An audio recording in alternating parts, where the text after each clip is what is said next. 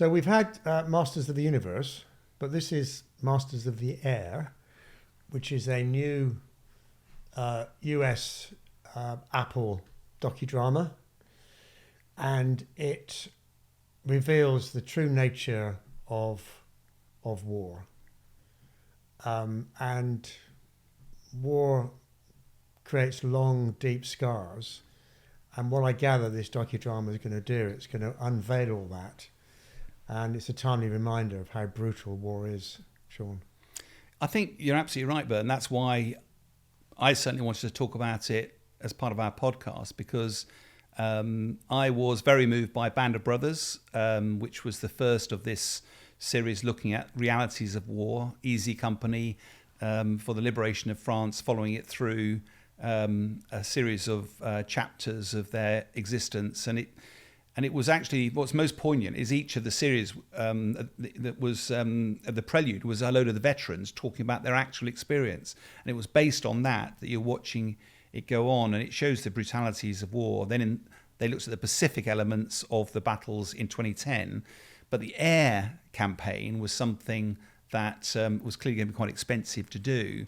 And it's never been done till now. But luckily, Tom Hanks and Steven Spielberg, allegedly with a budget of about $200 to $250 million, they finally managed to produce this. And it's it's focused on the US. It's focused on a book that was written in 2007, B-17, Flying Fortresses in World War II, focused particularly on the 100 bomber group, which is known as the Bloody 100, largely because the dreadful losses they suffered. Sometimes, I think one of the stats was on one of the sorties, 12 of the 13 aircraft were shot down. Really? So it was just a brutal, but it, like all these, I suspect it's going to provide a unique insight into the brutality of war, the courage of the individuals involved, what they had to go through, the fear, the teamwork, the camaraderie, and certainly the little clips I've seen so far. I think it's going to prove to be a really good series.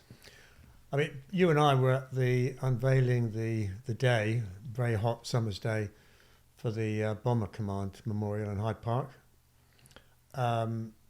Is it going to contain any of the British role in those activities? I very much doubt it, but I think if you rub off the American flag and take away the American accents, it'll be exactly the same as the experience of Bomber Command. When you and I were there, Bomber Command lost 55,500 service personnel from across a various number of nations that flew as part of it.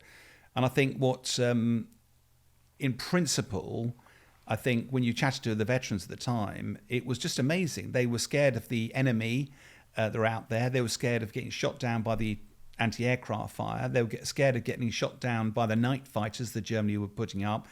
But actually, they're also scared about just hitting their own aircraft. We had 1,000 bomber raids going out, just trying to avoid getting hit by another aircraft as when it was hit, spiraling through the formation or whatever. But I was struck most by, on that fateful day when the Bomber Command Memorial was unveiled. I was there. It was one of my last days in the service. And I was in my blue uniform, medals, and it was a hot day, as you say. And I remember we spent a lot of the day handing out water, didn't we, to some of the veterans on the ground. Yeah. A lot of them were in their uniform. Every time you walked up to them, they'd see your medals and they'd see your wings, and they'd jump to their feet. 90-year-old old boys, stiffen themselves up. Within a minute, they'd be in tears. They had a story to tell, didn't they? Because they had a story to tell. They were sad that they felt guilty they'd survived when their colleagues had not. Because they knew your aircrew, they would talk to you about a story, an anecdote. Within a couple of minutes, it was evident they were feeling a bit wobbly on their feet, jet-lagged and whatever. So you walk away, and the family would come up to you and say, "We've known him all our life, and we've never heard that anecdote before." And it just made you realise how much of this stuff is locked away in those veterans' minds. There's not many of them left now, but it was such a huge privilege to be there on that day, and it was a chance to unveil a memorial. And I'd recommend anybody get the chance to go and visit the memorial. It's very poignant. For many years, this country felt a bit guilty about it. Because of the devastation wreaked on cities. But I do a a bit for charity with old veterans. And there was a 100-year-old who passed away sadly last year. But she talked about that period, and she said at the time, Hitler was at our door. He was bombing London. He was shooting our aeroplanes down. He was about to invade. Anything we could do to take the fight to him was welcomed. And her view was, but we won. Why are we criticising? And I appreciate there's a whole nother series we can do on that. But I do think going back, that's why Masters of the Air, I think it's it's going to be a poignant reminder that we might glamorise war. For us, we'll talk about Gaza, we'll talk about the war in Ukraine, but we tend to talk about it about how do we get more weapons there? How do we get more, the politics of it?